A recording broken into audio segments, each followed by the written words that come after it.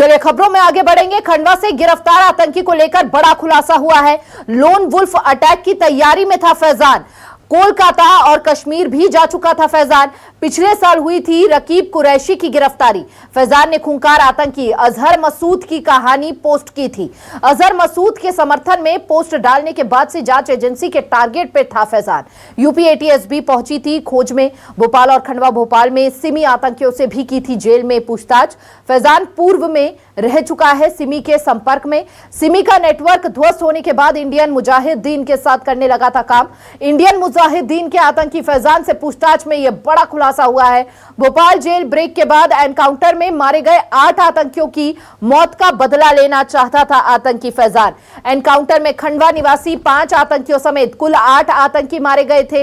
Encounter में मारे गए आतंकियों के परिवार की आर्थिक मदद भी करता था आईएम आतंकी फैजान। यह बड़े खुलासे इस वक्त इस पूरे मामले से जुड़े हुए आपको लगातार हम दे रहे हैं। देखिए, लोन वुल्फ अटैक की तैयारी में था फैजान। इस वक्त की यह बड़ी जानकारी। खूंखार आतंकी अजहर मसूद की कहानी पोस्ट की थी उसने। फैजान पूर्व में रह चुका है सिमी के संपर्क में भी, और उसके बाद सिमी पर बैन के बाद इंडियन मुजाहिदीन से वो जुड़ गया और तमाम आतंकी गतिविधियों में अपनी संलिप्तता वो दिखाता रहा। 8 आतंकियों की और साथ ही लोन वुल्फ अटैक की तैयारी में था, लेकिन इससे पहले ही पुलिस प्रशासन ने इसका पर्दाफाश कर दिया।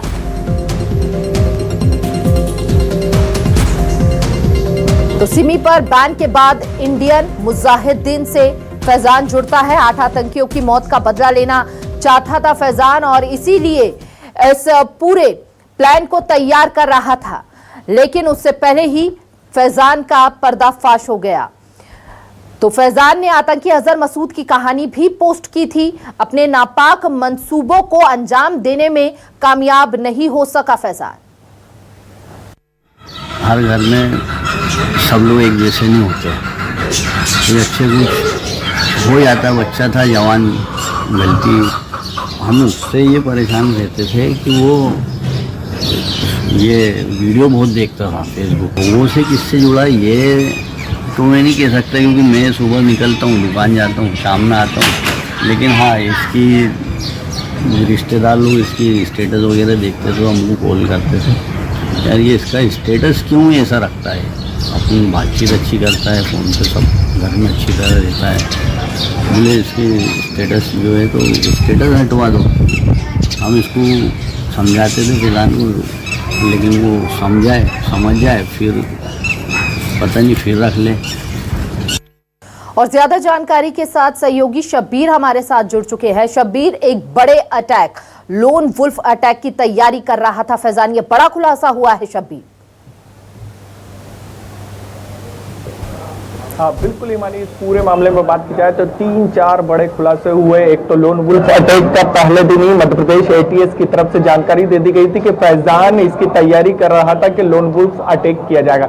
लेकिन इसके साथ साथ बात की जाए तो 3-4 सबसे ज्यादा महत्वपूर्ण जानकारी ये निकलकर सामने आई कि आखिर इसका माइंड वॉश कैसे हुआ था और आखिर ये क्यों इतने खतरनाक वारदात को अंजाम देने की तैयारी कर रहा था। तो इसमें ये चीजें निकलकर सामने आई कि भोपाल जेल ब्रेक एक कांड हुआ था जिसके अंदर आतंकी फरार हुआ था और इस पूरे मामले में करीब 8 आतंकियों का एनकाउंटर किया गया था, जिसमें से 5 आतंकी जो थे वो खंडवा के रहने वाले थे और इन्हीं का बदला लेने के लिए फैजान ने पूरी रणनीति बनाई थी। और इसके साथ साथ खुलासा ये भी हुआ है इस पूरे मामले में कि जो 5 आतंकी एनकाउंटर में मारे गए थे खंडवा के अंदर, उनको ये आर्थिक मदद भी पहुंचाता था फैजान। और इसके साथ साथ इसके अंदर आईएम चीफ है जो यासीन भटकल, जो जम्मू कश्मीर का रहने वाला था, उसके गांव पर भी गया था ये, और पुलवामा अटैक जहां पर हुआ था वहां पर भी ये जाना चाहता था, लेकिन सुरक्षा के कारणों से ये वहां पर पहुंच नहीं पाया। यानी एक के बाद एक खुलासे हुए हैं। 5 दिन की पुलिस एटीएस की रिमांड पर है फैजान और अभी और उम्मीद की जा रही है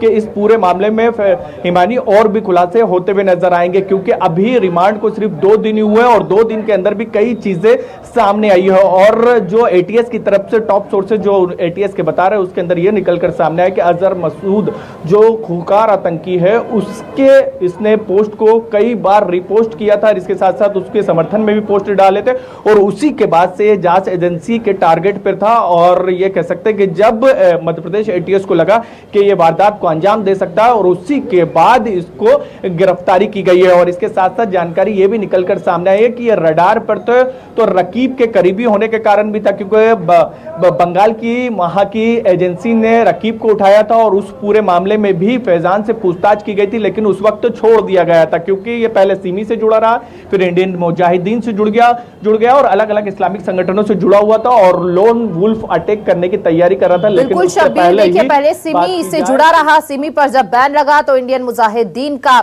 यह हिस्सा बनता हुआ नजर आया और अभी भी कई अपने नापाक यहां पर मंसूबों को अंजाम देना चाह रहा था, लेकिन उससे पहले ही यहां पर पुलिस के हत्थे चढ़ गया। बहुत बहुत शुक्रिया शब्बीर आपका तमाम जानकारी साझा करने के लिए।